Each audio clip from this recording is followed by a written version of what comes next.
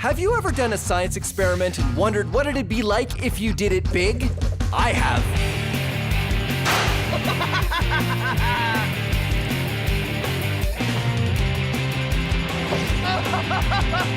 Yeah! My name is Phil, and I take your everyday science experiments and do them big. This is Science Max, Experiments at Large. Science Max! Newton's third law is the science behind balloon-powered rocket cars. It's also the science behind a maxed-out rocket car that I can ride. Plus bowling balls and an interrupting sign. Today on Science Max, Experiments at Large. Greetings, Science Maximites. I am Phil McCordick, and this is Science Max Experiments at Large. Today, we're going to be experimenting with the balloon-powered car. Here's how it works. Woohoo! It all has to do with Newton's third law. Newton's third law. For every action, there is an equal and opposite reaction. We don't have to do this now. This is all for later. We can build the cars first, and then we can, let's go over here. So how do you build a balloon-powered car? Well, I suggest you be Science Maximites, because there's any number of ways you can build a balloon-powered car. You do not have to follow my design. You should come up with one of your own. It may even be better than the one I built. But I will give you some tips, though, that make it a lot easier. First of all, you need something to stick your balloon on that has an opening on it. I used a turkey baster for this car. I just pop the top off, and remember to tell an adult that you're using the turkey baster. And then you stick the balloon on there, and it allows you to attach something to the car, and it also makes it easier to blow up the balloon. You can use any number of things, even just any kind of tube that you find lying around. It helps you attach the balloon to the car, and it helps you blow up the balloon way easier. The other thing you should think about when you make your balloon-powered car is how you're going to make the wheels roll. Once you've decided on the base of the car, you could use anything, even just a piece of cardboard like this. You can do your wheels in two ways. The first way is to attach the wheels to the axle. This is how I made the axle of this car. I used a shish kebab skewer, and I stuck it inside a straw, just like that. And then I attached the lids to the shish kebab skewer. So the lids and the shish kebab skewer are attached, and they rotate in the straw. That's one way to make the wheels turn. The other way is to tape down the axle or whatever you're going to use and have the wheels spin around on the axle. Two great ways to make your wheels turn, and it really kind of depends on the wheels you're using. You can make your own design and keep refining it and making it better and faster, or do what I like to do and make a whole bunch of different cars. So we've got this one. This one I made out of paper plates, and this is a snorkel. Awesome. This one is the rock car, because there's a rock on it. I've got the dragster model. It's a long broom handle, and it might not work that well, but who knows? And this is my favorite design. It's made out of waffles and an ice cube tray. This is why I make a whole bunch of different cars, because I can race them. Sunday, Sunday, Sunday at the Science Maxidrome. It's the balloon-powered car winner-take-all drag race of awesome. First up, the Eliminator.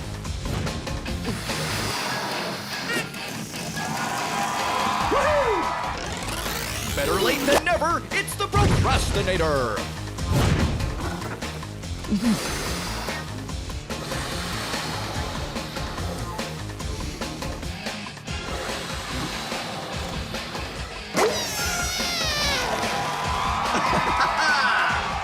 Crushing the competition, it's the Terminator.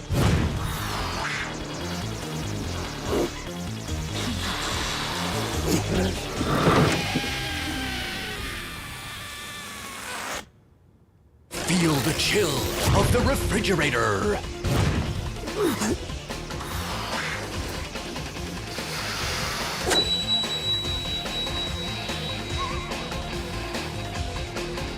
All right! And last but not least, the, regurgitator.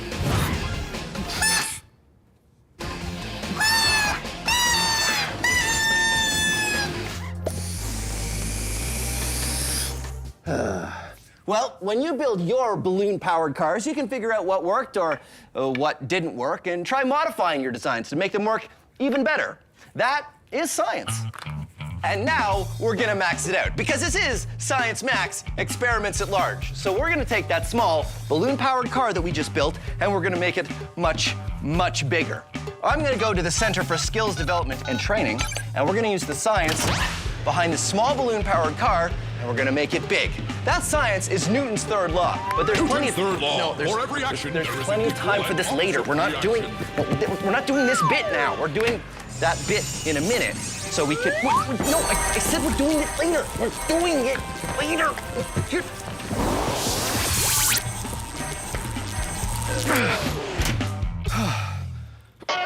Whoa.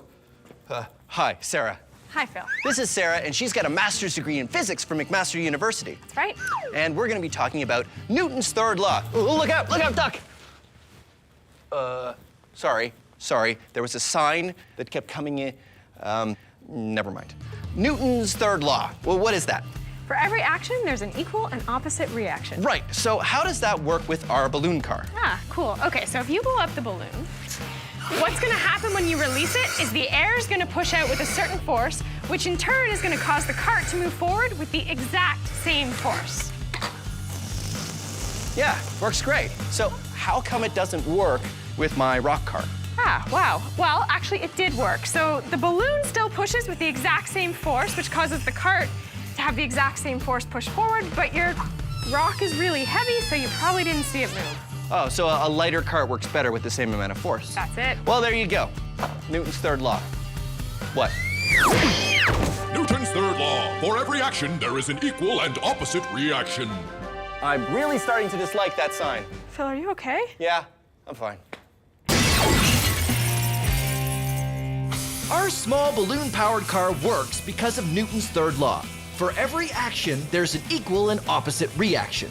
The air pushing out the balloon this way pushes the car with the same amount of force this way. So, in order to max it out, the plan is just to get a bigger wheeled cart and a much bigger balloon. So, everything should work out the same. Okay, so I thought what we would do is in order to max out the balloon-powered car, what we need is a cart to start with, and then I ride it. And we have a giant balloon, and then I go. Do you have a giant balloon? Ha ha ha ha! Giant balloon! So, step one, Sarah blows up the balloon. Okay.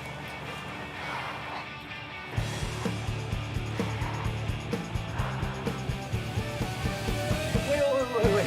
Use this air compressor, it'll probably be a lot faster.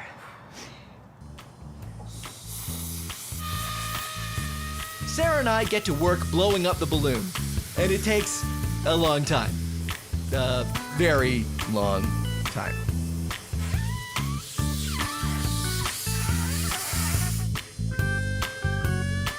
Okay, human-sized balloon-powered car test. Take one.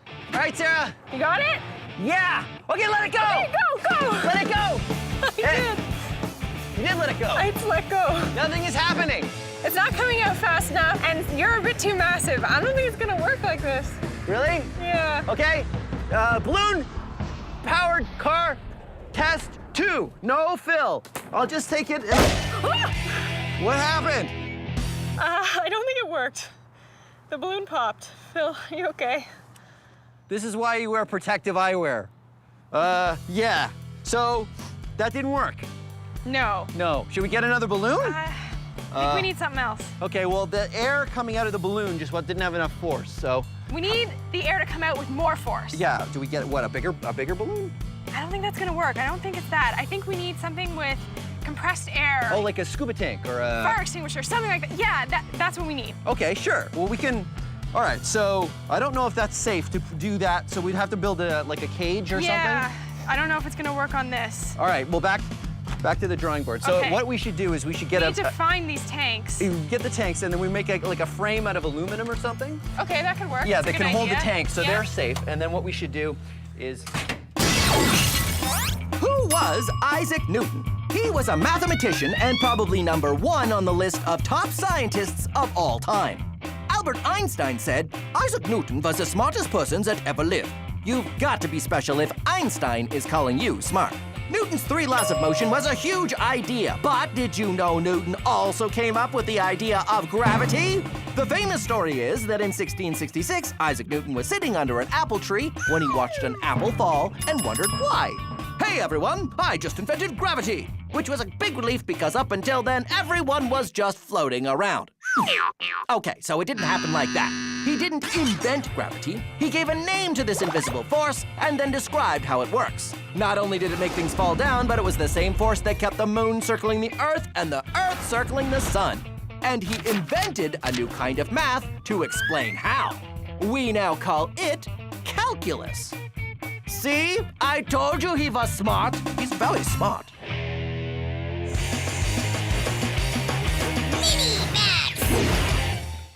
This is hydrophobic coating. Hydrophobic literally means afraid of water, but it's not actually afraid of water. The chemistry of a hydrophobic coating prevents water molecules from penetrating anything you spray it on. You can get this stuff at the hardware store, and if you want, be Science Maximites and get an adult and think of the coolest thing you could spray with hydrophobic coating.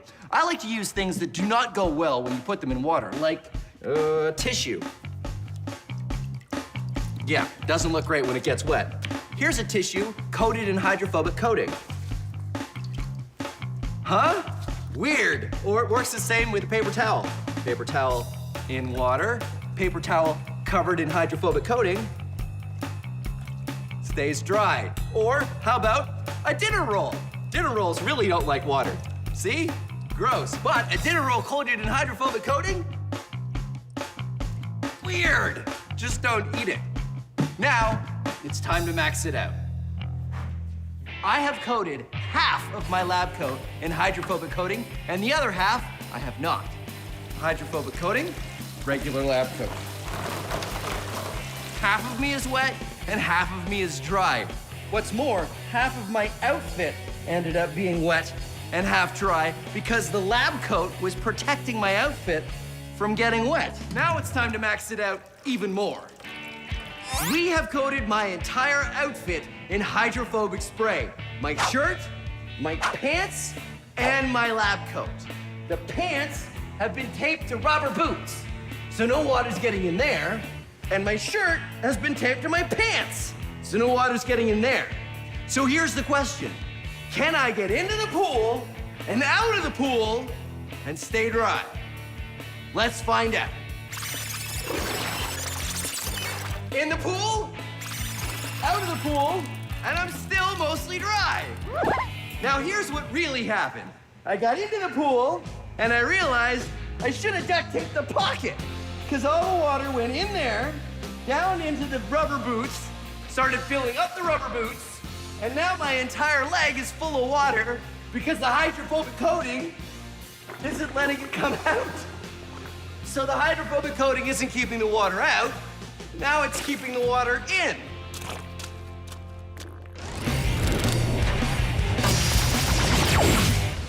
Let's take a closer look at Newton's third law. Newton's third law. For every action, there is an equal and opposite reaction. Okay. All right, let's watch it back. When the sign hits me, I exert a force on the sign in the opposite direction. That makes the sign stop moving. It also exerts an equal force on me, causing me to fly off in this direction. Now, if I was to push this sign, I'm not only pushing the sign this way, but my feet are pushing against the ground in the opposite direction. It's, well, it's really easier to see if I'm not standing on the ground. No, hold on. Okay, so, okay. So now that I'm hanging, watch. I push on the sign, but when I exert force on the sign to make it go this way, I go that way. Well, actually, it doesn't work as well because the sign isn't as heavy as I am. So wait, I have this over here. This is a barrel, and it has stuff in it, and it weighs as much as I do. Okay, so watch. If I push on the barrel like that, I go away from it as much as it goes away from me. So, there you have it. Newton's third... No, hold on. Newton's Newton's third law. Newton's third law. Okay, go. Newton's third law. For every action, there is an equal and opposite reaction.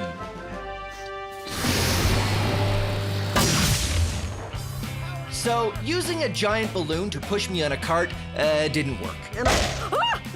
What happened? The plan now is to use the compressed gas cylinder. Just like a balloon, these cylinders contain a lot of air. If we get a cart and put a gas cylinder in a cage for safety on the back and open the valve, the escaping air might have enough force to push me. This is 2 cubic meters of air. If we were to put it in a balloon, the balloon would be this big. But if we compress the air, we can fit it all into one of these, a steel tank. This is what we're going to be using next for our air-powered car. Got it? Yep. All right. Good. So Sarah and I have been hard at work, and we've built the air-powered cart. We can't call it a balloon-powered cart anymore because now we've got a compressed air tank, so it's not a balloon that powers it. Exactly. Okay, so I'm gonna sit on here, Sarah's gonna turn on the tank, and I'm gonna go. And before we do this, we should say, do not, under any circumstances, try this at home. We are trained professionals. You ready? I'm ready. Okay, high five first. Okay, now we do it. Okay, so before I turn the tank on, make sure your feet are down and the brakes are on. Gotcha. Don't take them off till I say go. You have got it. All right. Ready? Okay.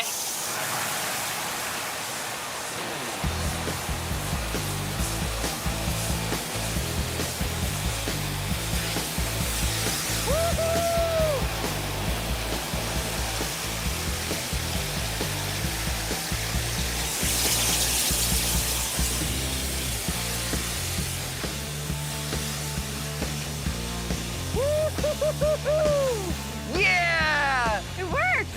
Yeah, it did work, but I feel like it could work better.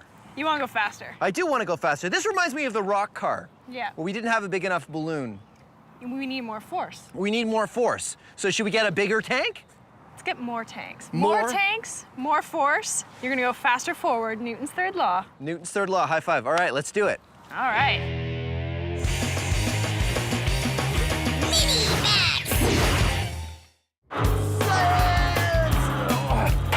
Whoa.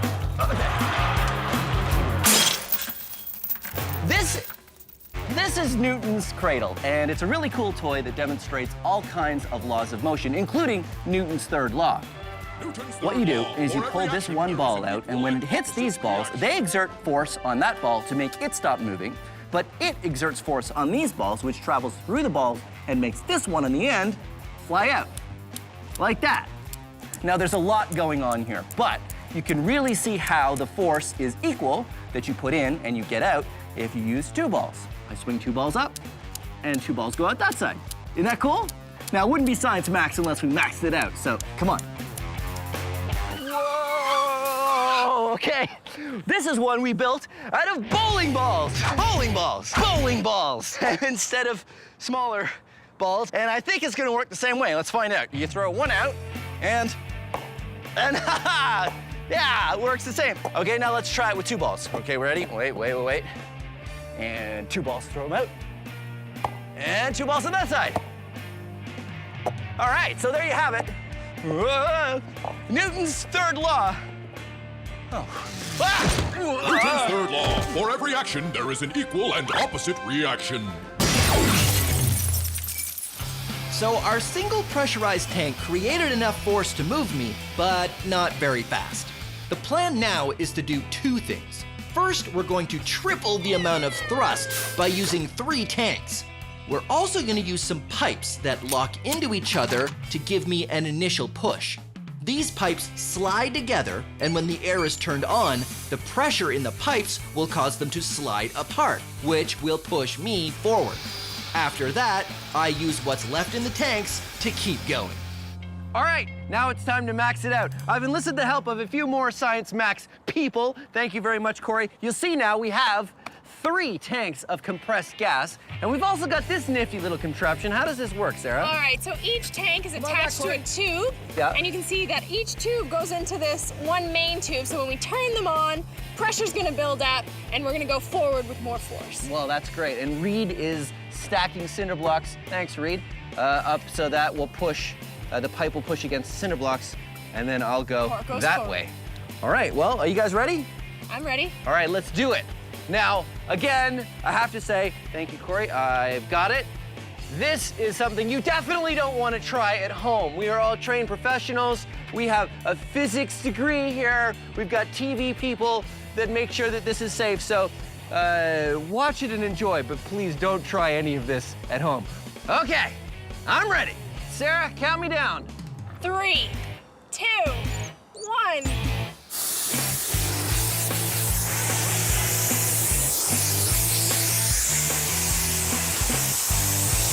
Yeah!